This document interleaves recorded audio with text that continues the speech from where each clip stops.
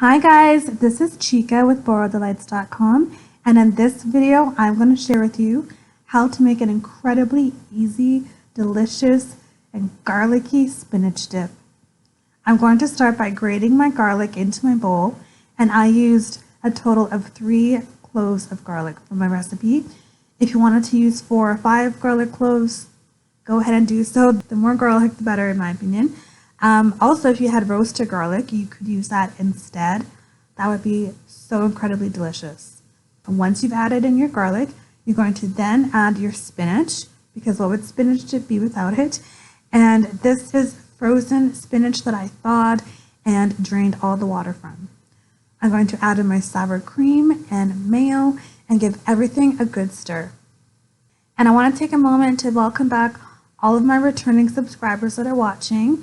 And I want to thank you guys so much for continuing to support me. And for those of you that are new to my channel, welcome and thank you for checking out this video. Please be sure to subscribe to my channel and hit the notification button so that you can be notified when new videos are uploaded. And be sure to follow me as well on Instagram and Facebook. You're going to go ahead and season this with some salt and pepper and stir that in. Okay, so the key to amazingly delicious garlicky spinach dip is letting it sit.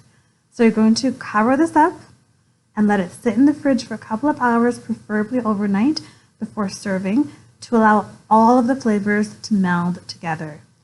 And that's it, a super simple and delicious garlic spinach dip.